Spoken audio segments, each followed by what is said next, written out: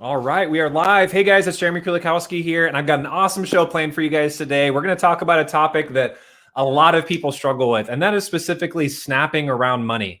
And what we're going to talk about is why do we snap around money? In other words, maybe you find yourself going to your spouse and, it's like you ask for the most basic thing, like, hey, our kids need some shoes, or like, hey, I'd like to get my nails done, or hey, I'd like to purchase this one thing for work, or I want to go out to eat with the guys or whatever. And for some reason, boom, there's conflict, there's some kind of tension. Or maybe your kids come to you and they're like, Mom, Dad, can I have something? Can I do this? Can I go to this person's house? Whatever. And it's like, and all you see is dollar signs attached to it.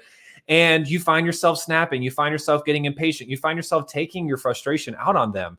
And deep down, it's not really about them or about their request. There's something deeper going on, but you're not sure how to fix it. And you find yourself, continuing to hurt people, continuing to, it's not fun, guys. It's not fun to say mean things and that you can't take back. It's hard, when you see the look of disappointment on their eyes and they see their lip quiver, and it's like, see that they're upset, but you're in so much freak out or so much anxiety or frustration around money that it just kind of comes out sideways. And maybe you're the recipient of that. Maybe you grew up in a house where that was normal. Maybe you grew up in a situation where, again, you would ask for things, whatever, and your parents would, beat you down, or other people would get upset with you. Maybe, it wasn't your parents, maybe it was your grandparents. But point being, it's like everyone's experienced it, or, they're either living it or they've lived it. And I want to talk about, guys, how to help you guys get over that. Because, guys, it sucks. I mean, it causes so much damage to the people around you, and it's so unnecessary. And before you're watching this, like, well, like, I've got lots of money and I don't have debt. And if that's you, listen, even after we were out of debt, even after we were, we had lots of money in savings and we were on track and we were doing great financially, I still found myself doing it. And I always want to talk about, why was that? And again, if you're the recipient of that, you feel like, there's, again, someone you love, it's like they're the one kind of lashing out at you. It's like, okay, that doesn't feel good. How can I help them through it? But at the same time, if you're the one who notices you're the one doing it and you're seeing the fallout, I want to talk about how can we address that. So guys, number one, okay, the first thing that you guys can do to get it so that you're not continuing to hurt your spouse or the person that you love, your child, is the first thing, guys. This is very practical, but you have to have a plan with the money where everyone is totally clear where the money needs to go. So here's what I mean. Like, one of the common things we find when we're looking at people's budgets and we're kind of examining it is that, for instance, I'll give you one example of it, is that there's no clarity when it comes to where the money's going. And even then, it's like very general. It's like sometimes people have like a $500 miscellaneous category, or, money's going this way and that way. And there's no real clarity. It's like, it's like a personal spending money, fun money, whatever it would be. And when you're not clear where the money's going, a lot of the reasons why you get triggered is because your expectations aren't being met. You're thinking that it's going to go here. They're thinking that it's going to go here. Something happens, clash, and then all of a sudden it becomes some big blow up, and it's totally avoidable. And what we found, guys, is that there's a lot of problems in relationships, specifically with marriage. If you're watching this and you're married, that are they're totally avoidable. I mean, and I think people spiritualize them a little bit too much sometimes. And really, like, guys, if you think about it, like, it just comes back to, for so many times, it's like, you thought this was happening, they thought that was happening, there was misunderstanding, you found yourself getting frustrated, you said some things you would rather, you wish you wouldn't have said, they got hurt, that led to more things, more frustration. An hour later, 2 hours later, you find yourself, sitting on opposite sides of the house, or asking for forgiveness, or being upset, or maybe you just walk away and you just internalize it. It's like you just take the beating, you take the hurt, you take the pain, and you just shut up and pretend like it's okay. But it's not. Deep down, it hurt. What they said hurt. What you said, you wish you could take back. But again, you don't know how to stop the cycle. So guys, the most important thing, first of all, actually, I shouldn't say it's the most important thing. I'd say it's half the equation, is just really your strategy. Like, do you and your loved ones, including your kids, guys, if you're watching this and you've got kids, okay, I have so many people that are just like, it's like they're so private about it. But guys, wealthy people talk about money. And guys, if you want your kids to be successful with money, how do you expect them to be successful with money if you don't show them where your money's going, how you're managing it, what are your values, and how are they involved in that equation? I don't care if they're 4 years old, 6 years old, they're spending money on things. Like, why? Like, they need to get a general idea of where you're going. And as they get older, guys, they need to see the budget. They need to see what is the plan for what's happening, so that you can get buy-in, so that you don't get all these crazy random surprises like, oh, hey, by the way, the soccer thing, oh, there's $100. Oh, and I needed a uniform, and oh, there's this event, and there's this church camp, and whatever. And you're just like, ah, and you find yourself snapping at stuff that you want to help with. Like, you're like, I want you to go to the church camp. I want you to be able to buy those pairs of shoes. I want you to be able to help your friend out, whatever. But it's like, if you're the one managing your money, you probably get this. It's like there comes a point where you're like, where does it stop? And it just feels like overwhelming. And it's like, listen, like I'm not like an ATM machine. Like there is a max. Like there's this thing. So I got so much money in the machine, and then eventually it ain't spitting out any more dollar bills. And you feel like that sometimes if you're watching this. So the reason why you feel like that so many times is because you and your spouse, your kids, whatever, you don't have a family plan of where the money's going. There's no buy-in, there's no clear vision. And at the same time, like you're not excited about where you're going. It's just like, hey, we're just going to cut this, or we're going to do this. We're going to move this money around. It's like you're a dictator or trying to just, direct it. Like, and maybe you're like, I don't want to bother them with it, or that's too much detail, or, they get frustrated when they do it. So I'm just going to take care of it myself. But what happens is again, now everyone else is in the dark.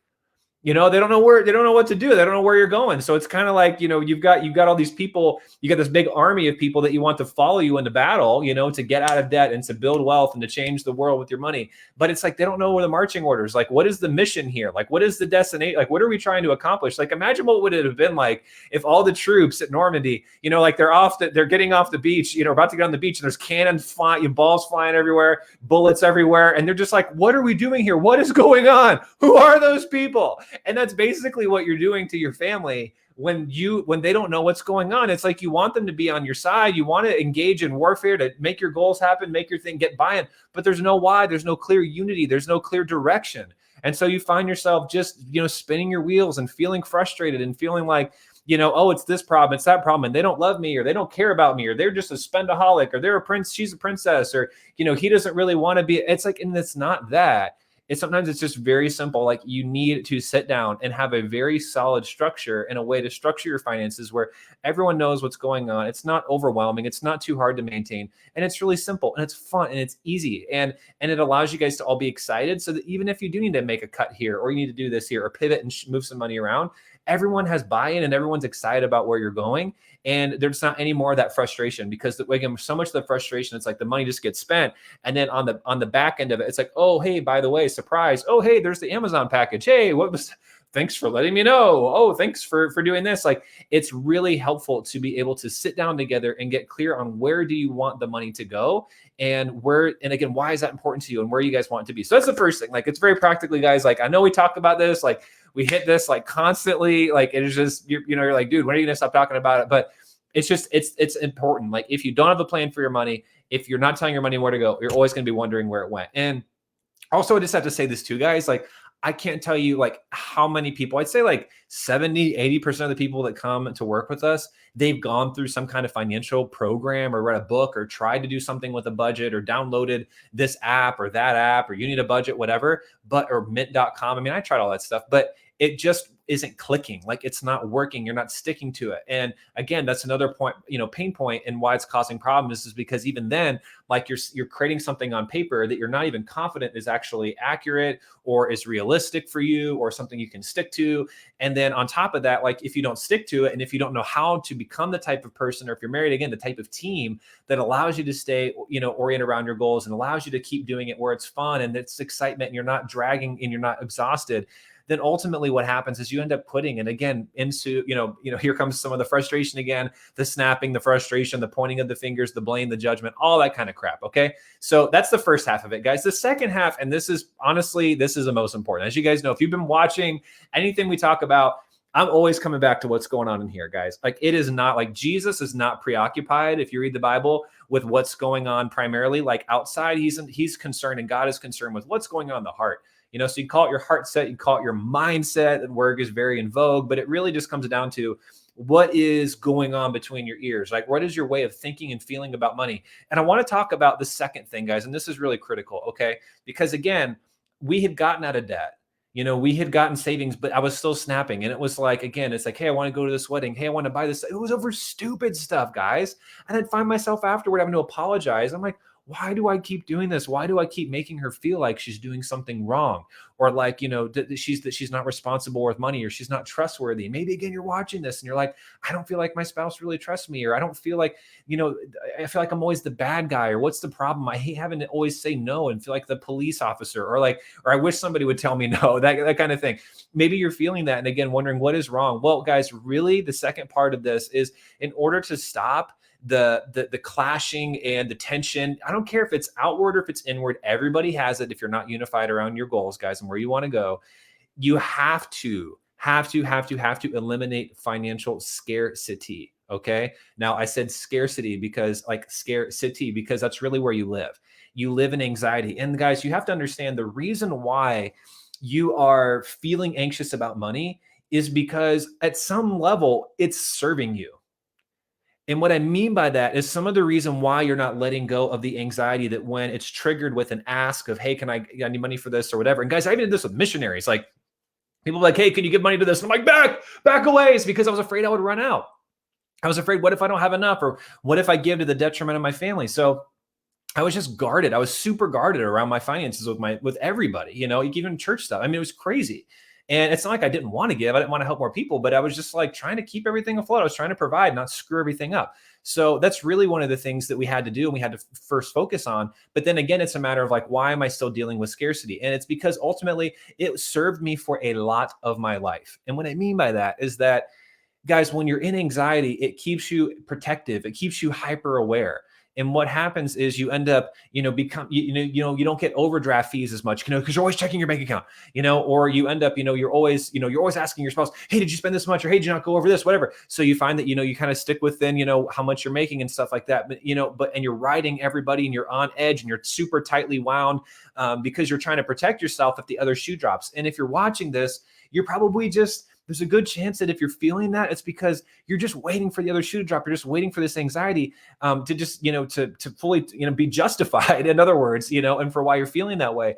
But in order, guys, ironically, to get financially free and to stop snapping over your family and like really create a dynamic where you can spend money and enjoy it. You can save money and you can do that and you can continue to grow. You have to get out of that scarcity mentality. You have to start moving into what we would call like an abundance mentality where like there's more than enough. Like we're totally capable of earning more. We have a plan. Like there's enough to go around. Like, you know what I'm saying? Like where it doesn't trigger that. And so guys, the reason why we do that is again, because if you're living in anxiety and constant worry, because again, you're not sure where the money is going. Am I going to have enough? Going back to my first point, this is why you need a plan so that you can know all the bills are paid. We're good. I don't have to worry about this anymore. We're going to be fine. It helps you breathe. It helps you get rid of so much of that anxiety that you feel triggered into whenever someone asks you for money. But not just that, guys. Again, it comes down to you have to be able to really believe that there is enough, that you're going to be okay. You have to be able to believe the truth. You have to see the truth behind why your kids are asking your spouse for all of these sorts of things. And you have to be able to get to a place where when you are asked for something and you are asked for something financially, or there is a financial thing that comes up, even if someone's not asking, it's an emergency, something where that's not your go-to reaction. Even if it is, you live in it for like a few seconds, but then can move out from underneath it. Because if you don't, guys, here's what happens. You can't think clearly. You can't think clearly. And what happens when you're in fight or flight, the logical part of your brain takes a hike and you start having all these thoughts like, they don't really care about me. They're being irresponsible. She's being this, he's being that. The kids don't, whatever. It's like, I'm a terrible wife. I'm a terrible dad. I'm a terrible husband. I'm a terrible father. Like, why can't I get it together? This shouldn't be this hard. It's always going to be this way. You have all of these additional thoughts and fears and feelings and things that start happening from that. And then what happens, guys, is this is where you just ultimately your life just starts becoming one big hot mess. Like relationships start falling apart. Your kids start feeling alienated. They don't even want to ask you for stuff anymore because they're afraid of what your reaction is going to be. Your spouse stops even asking. And then maybe you just even go your separate ways. It's like short-term or long-term. Short-term, just like I'll make my own money. You make your own money. And we won't talk about it, but you still feel distanced. You still feel lonely because it's just a Band-Aid. It didn't really fix the problem. And then ultimately, again, like your kids just start to grow up in a household where now they're like, I guess just there's never going to be enough. I guess that, money is something bad to talk about. It's kind of like sex. It's like, we shouldn't talk about it. So let's not talk about money. And then what happens, guys, is then your kids grow up and they go off into this world and like money is so taboo. There's so much shame around money. There's so much fear around money. There's so much scarcity around money that your kids end up not really moving into abundance. Even if they do, they don't know how to shed that scarcity mentality so that they're still on edge all of the time. And guys, again, you don't have to be living paycheck to paycheck to feel this. We've had people that they're making multiple six figures, people with plenty in savings, where they don't carry a ton of debt or any at all. And it's like, and because they pay it off every month or something like that. Like it doesn't have to be the reason why you're still in scarcity. It's because you have a way of thinking, you have a mindset that is keeping you from being able to see the truth. And if you can't learn how to see the truth and see clearly around what's going on when you're being asked for money, or what's really going on with your financial situation, and even knowing like the truth, or like, are you really going to be okay? And is there enough? And is there any reason for this to be justified? Or is this anxiety totally unnecessary and not serving you?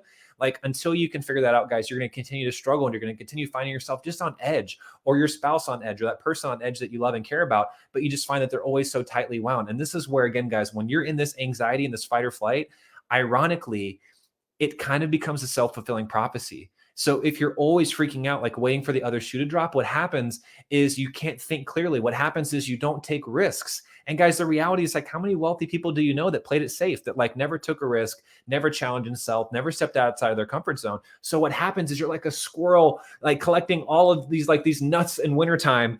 And it's like, okay, great. And it's like, and you're running out of like your acorns, and it's like, and you know, just a mile down the road, you know, there's this little bridge to Squirrel Paradise Island. And that's where like, there's all the fruity drinks, and there's coconuts to be everywhere, and there's plenty of food and all of this stuff. But you're so afraid of taking the journey to get there, even though it's a straight path, there's no predators.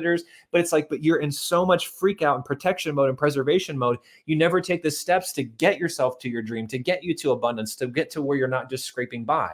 And so you have to be able to get out of preservation mode, freak out mode, just, you know, trying to survival mode. And you have to learn how to start thinking in terms of abundance, and thinking in terms of like how to know you're going to have enough, like by seeing it practically financially, knowing it, seeing the numbers, but also feeling that sense of like, I'm resourceful. I'm not going to let my family down. I know that I have a solid plan. I know that we're on the right path. And it's like, and you just have that peace of mind that allows you to be free. And at the same time, guys, some of the reason why you've still got scarcity is you have so many unbiblical and unhelpful beliefs around money that make you feel like maybe it's more righteous to be in scarcity and to barely survive. Maybe it's more godly. Maybe it is going to keep you closer to God. Maybe it's God loves people that are more in that situation. Maybe it's going to keep you more desperate, or give you more of a testimony, or make you feel more connected. Again, no matter what it would be, we found that, especially for whatever reason, and I know a lot of the reasons, that's why we work with people, that Christians tend to struggle more than almost anyone I've ever met when it comes to really struggling with anxiety and freak out and scarcity around money, and putting themselves subconsciously in a situation where they can't ever seem to break out of that pattern of just enough to survive. And guys, if you're watching this, I just believe that you're created for so much more than just survival. Okay, when you read Proverbs, okay, and you look at like why would God give you a plan to be able to have wealth and leave something for your children's children, and to not have to be in debt and all these different things, if God wanted you to be in those negative situations, right?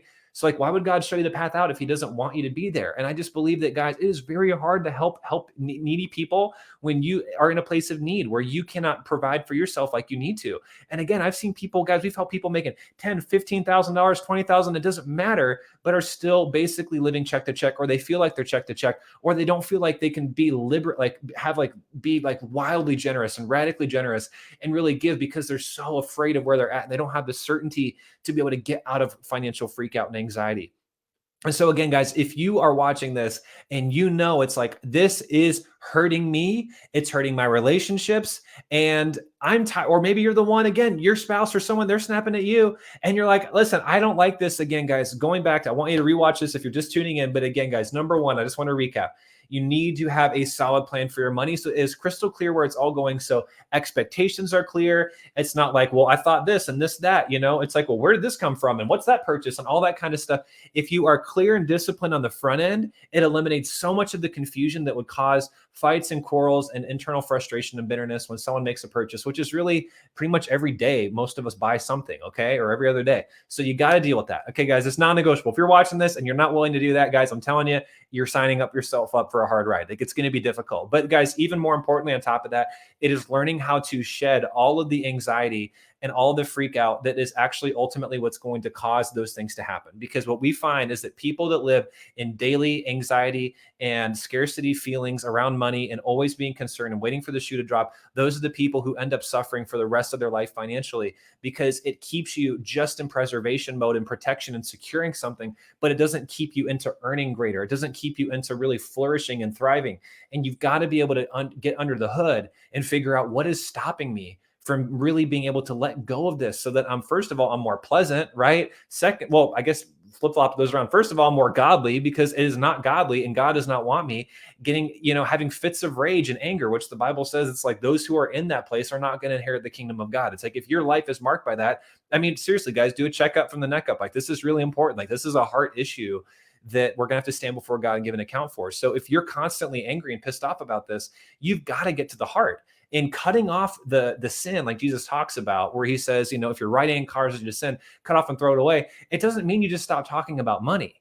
Okay. It doesn't mean that you just stop looking at your checking account. It doesn't mean that you just ignore all of the bills or the debt. It doesn't mean that you just decide, okay, well, I'm just going to be gone with the wind and I'm not, like, that's not what it means. Like what it means is again, I'm not going to do some like breathing technique to try to deal with the anxiety and not deal with the underlying issues for it. Okay. It doesn't mean I'm just going to do yoga or I'm going to medicate, with this, or I'm just going to read a Bible verse or whatever. And that's really not ultimately taking my temptation for anger away. Okay. You've got to cut it off at the root. And if you are finding, which we found for most people to be true, if you are snapping when it comes to money, the thing you need to cut off is not having a plan and not having a way to get to where finances do not cause the anger. In other words, if you're just trying to deal with the anger in and of itself, you're like 2 steps removed. Or if you're trying to deal with just the money in and of itself, you're 2 steps removed. You need to get to the root of the issue as to why that you're being triggered toward anger. And that's what you have to cut off. Okay, you got to cut off not having a plan. You have to cut off what are the negative beliefs and the things that you believe around money and around your spouse or your kids when they're asking that are ultimately causing you to snap and get pissed off and hurt your relationships. You have to deal with that on a heart level and then also on a strategic level so that ultimately you guys can become pleasant, you can become fun, and that ultimately you can start to move into a place of abundance and out of fear and be willing to take risks and step outside of your comfort zone and just have, guys, genuinely just have more fun in life. And so guys, ultimately guys, I wanted to just share that with you guys because I know that like when you guys can fix this, everything is going to transform in your life. You're going to have better relationships. You're going to have more money. You're going to have less debt because you're going to find yourself not sabotaging yourself financially. And again, just life gets more fun. Okay. So if you need help with that, guys, you can go to jeremykrulakowski.com/apply. Here's the link. You guys can go ahead and do that. I'll put it down here in the chat. And guys, like, it's honestly like my wife and I, like, we don't fight around money. It's like, there's maybe like once a month or something might come up where like, I find that old pattern of being broke for most of my life, it might get triggered, but it's like, it's a frustration that I feel. I notice very quickly. I know how to work through it in a matter of usually seconds or minutes. And then we work through it. I get to the truth and it doesn't cause her to feel like she has to walk on eggshells anymore. It doesn't cause her to feel like, like that she's doing something wrong and it doesn't cause me to feel like she doesn't care or that she doesn't really like value our financial well-being and all this sort of stuff. It was just, guys, it was stupid stuff. And at the end of the day, there was nothing wrong with what she was asking for. There's still nothing wrong with what she asked. My wife is incredibly smart. She doesn't make dumb decisions with money, but I was just in so much anxiety and holding so tightly onto it and freaked out about money that it would just come out sideways. And I want to get it so that you guys, not only like, it's not that you're like ignoring it, guys, that you're addressing it. You're talking about money. You're not sweeping it under the rug and like, oh, that's why we don't fight. It's like, because we don't talk about it. That's what I'm talking about.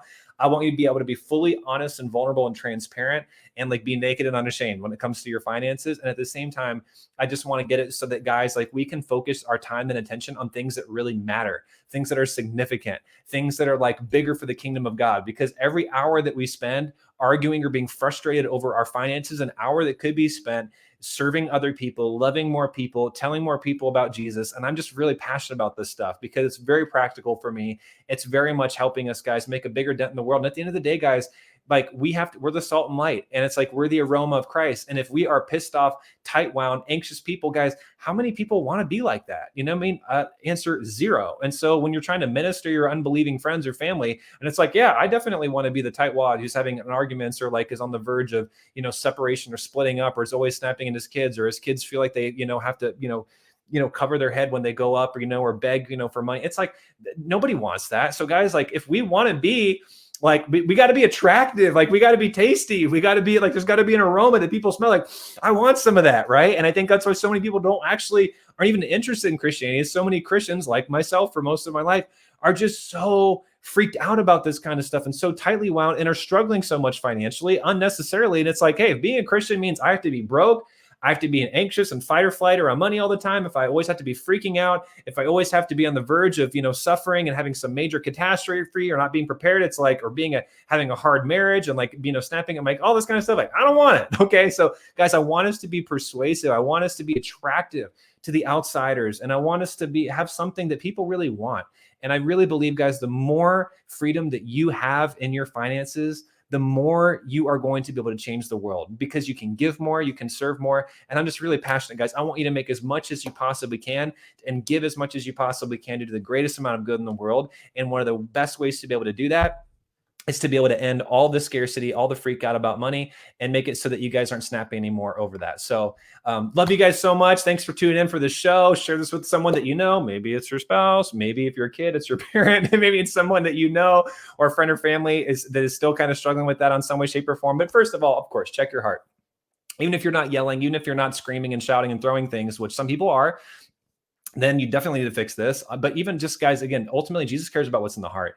I was pissed off almost all the time, but I was doing it like very much like internally. I was keeping it small. I was keeping it to myself and whatever. So I thought, but she could tell I was frustrated, and it would come out like I would be short. I would be snapping. I would be, like getting pissed off by the littlest stupid things and asks. And guys, like, I just want to get it to where I wasn't so tight fisted and where I can be more open-handed and help more people in need. And that's really the point of it, guys. So have an awesome day, guys. We'll see you guys in the next show. Share this with someone that you need. And ultimately, if you guys need help, that's in need. And ultimately, if you guys need help, go to jeremykurlikowski.com/apply, and we will serve you guys. Love you guys, and see what we can do to help you guys get out from underneath the financial burden or whatever you're dealing with that's not working in your finances, and help you guys get a solid plan path forward. And if we're the best fit to help you with that, we will definitely let you know. If not, that's cool too, and we'll let you know. But either way, guys, I want you guys to have a life of freedom and joy and generosity, and just really what I believe when you look in scripture, God calls us to, and God wants us to have, because I don't believe he wants us to be freaking out about this stuff unnecessarily, when all we need to do is get our stuff together and follow what he says to do. Okay. So God's smart and he loves us. That's why he gives us a plan. Okay. It's for our good. So talk to you guys soon. Have an awesome day, and we'll catch you guys on the next show.